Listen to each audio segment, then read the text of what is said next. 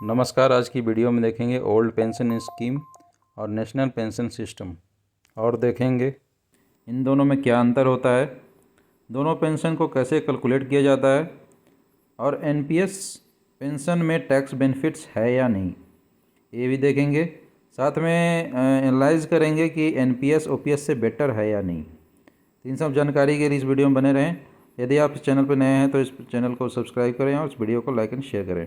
तो चलिए स्टार्ट करते हैं। सबसे पहले जानेंगे ओल्ड पेंशन स्कीम के बारे में।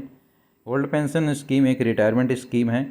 ये गवर्नमेंट एम्प्लॉय के लिए एप्लीकेबल है और पेंशन अंडर ओपीएस जो है वो मंथली बेसिस पे दिया जाता है और ये गारंटीड पेंशन में आता है। और जो भी employ 10 years minimum qualifying service कर लेता है वो ओल्ड पेंशन स्कीम के तहत पेंशन के लिए एलिजिबल होता है। यदि आप क्वालिफाइंग सर्विस के बारे में नहीं जानते हैं तो पिछले वीडियो में इसको कवर कर लिया गया है, तो इसको आप जाके क्लेरिफाई कर सकते हैं। आगे है pension is based on their last drawn basic salary and years of service. जो ओपीएस के अंदर पेंशन मिलता है और लास्ट ड्रॉन जो बेसिक सैलरी आपकी बनती है उसके हिसाब से ये दिया जाता है और कितनी साल आपने सर्विस किया है, इन दोनों फैक्टर्स को ध्यान में रख के इसको डिसाइड किया जाता है।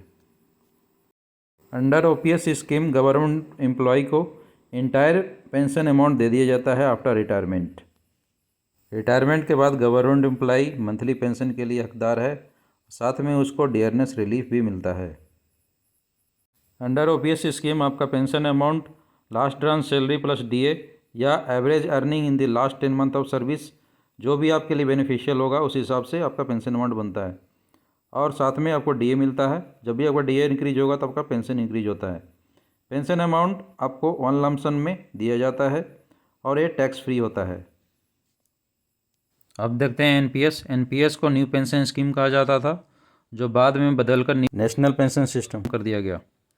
जो भी सेंट्रल गवर्नमेंट एम्प्लॉय 1 जनवरी 2004 से रिक्रूट हुए उन सब के लिए ये मैंडेटरी कर दिया गया, बट एनपीएस आर्म फोर्सेज के लिए एप्लीकेबल नहीं किया गया था। जो भी सेंट्रल गवर्नमेंट एम्प्लॉय 1 जनवरी 2004 से रिक्रूट हुए उनको एनपीएस के अंडर रजिस्टर कर दिया जाता है और उन्हें प्रान permanent retirement account number allowed कर दिया जाता है।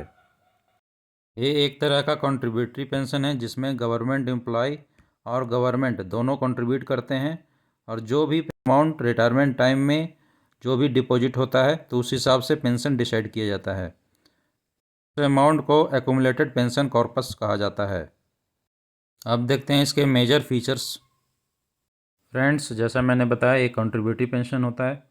एम्प्लॉय इसमें 10% प्लस डीए कंट्रीब्यूट करता है और गवर्नमेंट 14% कंट्रीब्यूट करती है। 14% अमाउंट 1 अप्रैल 2019 से इफ़ेक्टिव है। इसके पहले सरकार का कंट्रीब्यूशन 10% था। आगे है contribution made by employ and that by the government invested by pension fund managers. तो जो भी कंट्रीब्यूशन एम्प्लॉय करता है और जो गवर्नमेंट करती है वो इन्वेस्ट कौन करता है? ये इन्वेस्ट किया जाता है पेंशन फंड मैनेजर्स के द्वारा। एसबीआई, यूटीआई, एलआईसी जैसे पेंशन फंड मैनेजर्स आपके कंट्रीब्यूशन को इन्वेस्ट करते हैं और जो इन्वेस्टमेंट पैटर्न है ये पीएफआरडीए रेगुलेट करता है। PFRDA pension fund regulatory and development authority है जो मिनिस्ट्री ऑफ फाइनेंस के अंडर काम करता है।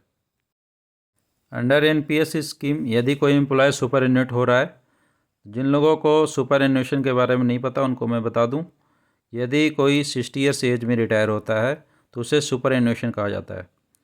तो यदि एम्प्लॉय सुपर एन्युएट हो रहा है तो उसको ये कंपलसरी है कि minimum 40% of accumulated pension corpus वो आपको कोई एन्युटी प्लान आपको परचेज करना पड़ेगा और ये जो 40% जो आपका एक्यूमुलेटेड पेंशन कॉर्पस का जो अमाउंट है ये पेंशन फंड मैनेजर्स इन्वेस्ट करते हैं और उस हिसाब से आपका मंथली पेंशन बनता है।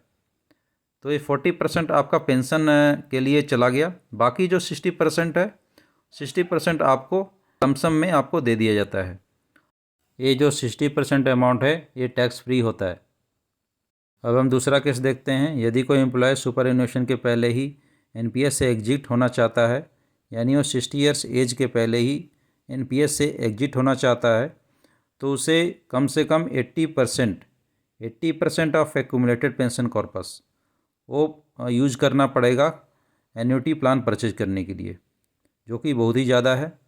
और बाकी जो 20% है वो उसे निकाल सकता है। लास्ट इन्फॉर्मेशन की तरफ बढ़ते हैं। देखते हैं ओपीएस और एनपीएस में कौन बेहतर है। तो पहले ओपीएस को देखते हैं।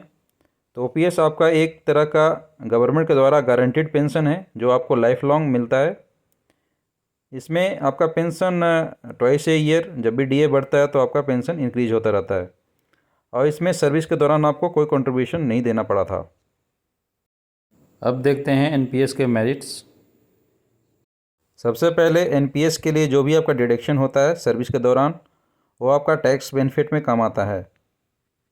एनपीएस कंट्रीब्यूशन आपको फ्लेक्सिबिलिटी देती है कि आप अपना पेंशन फंड मैनेजर्स चूज कर सकते हैं जो आपको हायर रिटर्न दे सके। साथ में आपका कंट्रीब्यूशन पीएफआरडीए रेगुलेट करता है, तो ट्रांसपेरेंसी का इसमें कोई प्रॉब्लम नहीं है।